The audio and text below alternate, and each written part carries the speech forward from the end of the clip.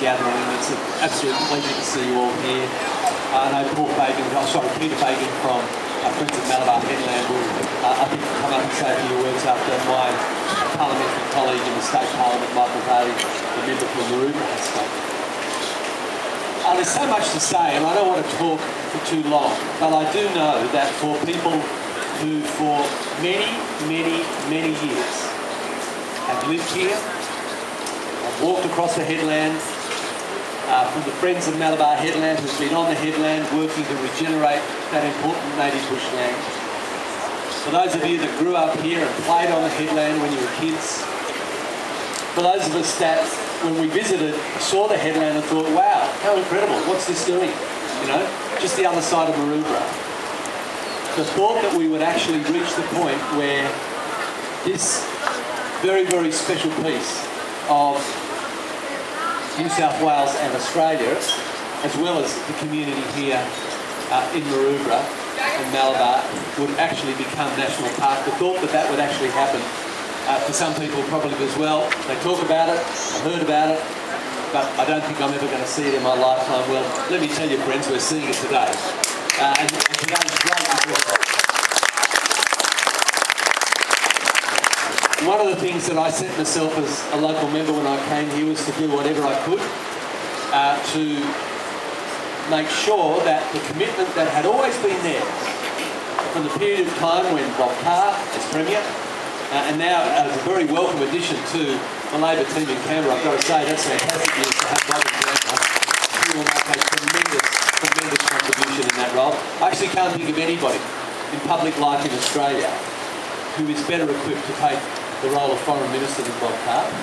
But Bob Carr, my predecessor, Laurie Brereton, Michael, when he was serving in the New South Wales Ministry, and now still as the member for Maroubra, all of us wanted to see the next steps taken for this headland to actually be protected for all time. But it was really only when we had the election of a Labor government federally in 2007, with a Labor government still in power in New South Wales at the same time, that we were able to lift the tempo of effort. And I went and saw Prime Minister Rudd, reminded him at the time of the commitment that had been made for the headland to be handed back to the people of New South Wales. We reconfirmed that commitment in 2007, and with Prime Minister Gillard again in 2010, as some of you will remember, not far from here, when we said that 70 hectares, which is the western portion, some 17 hectares, and the eastern portion, some 50 hectares, would be committed to National Park. I want to put on tribute something I didn't say on Friday when we had the official transfer, which was signed by Garrett, the Minister for State, who came up, my colleague, and Brad Hazzard from New South Wales Government, that Lindsay Tanner, as Finance Minister, agreed with me that the Commonwealth needed to take those next steps. In other words, to actually press the buttons to make sure that we could start the discussions between officials, a lot of work that goes into actually transferring a big parcel of land like this back to New South Wales. So I want to place on record my appreciation not only of what Gary Gray has done as the Minister for State, my colleague, but also Lindsay Tanner when he was Finance Minister. Now, Adrian Kirk from the Department of Finance is here. Adrian, thank you very much. You should just put your hand up so people can see. Adrian's done an incredible job. He's done a lot of the hard work working with officials. He knows the site very well now. He and I both walked over it and he's had a good look at it. And he's done a fantastic job in making sure that we continue to keep the ball rolling. And on Friday, as some of you will see the press release and have a look around at the material that we've got here as we gather together for this celebratory morning, you can see the order of events, you can see the announcement that was made on Friday. And one thing I'm saying to people is, what happened on Friday was important for in so many ways. But what's critical about it is that we've actually agreed as the national government that we will legislate a Commonwealth Act of Parliament to protect Malabar Headland as well. And that's because once it gets handed back to New South Wales, the processes of gazettal and so on and so forth go on. But I want to leave this place at some stage in the future when I pop off to be up there with Huey watching the waves or wherever we go.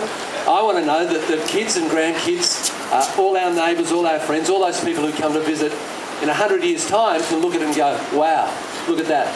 That is absolutely incredible in a city the size of Sydney with the pressures on development, the amount of money when you think about it to develop this site, that is protected for all time.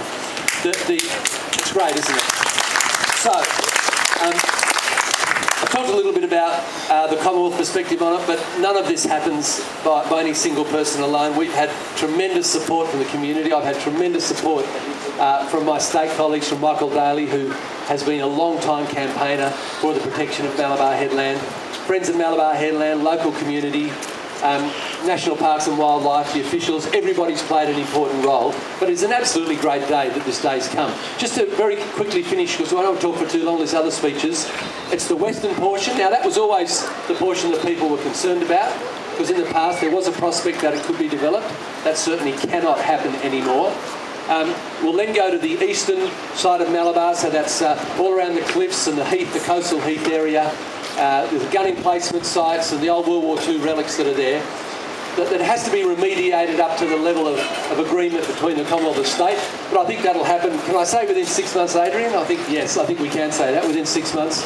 So we'll gather again here. Might be in spring, it'd be nice, wouldn't it? Such a beautiful day. And then the central part of the site, which is the rifle range, the area where all the fill went in and where there was the tip and so on, that will be public open space. That will still take a little longer for us to work through the transfer between the Commonwealth and New South Wales, but it will happen. You have my absolute word that it will happen, and we will move to legislate in the National Parliament to make sure that Malabar Headland is there for the people of New South Wales in perpetuity. So thanks very much for coming down this morning. Thanks to my team, Jenny Hunter, Sandy Chick, Shane McArdle, Liam O'Dwyer. Who have I forgotten? I think that's it. We're really, really delighted that everybody's come down. And, mate, I think you can say that you've now got a view that's going to last a lifetime from this fantastic club. I'll hand you back to Paul. Thanks very much, everybody. Thank you very much, Peter. It's a wonderful achievement, and you know, I can't emphasise, as a local person in the 1970s when I used to come here and we used to dump some of our furniture in the rifle range, and what was the dump then, you know, to see what's happened and to see what's going to happen is a tribute to all the various politicians that have been involved, because I know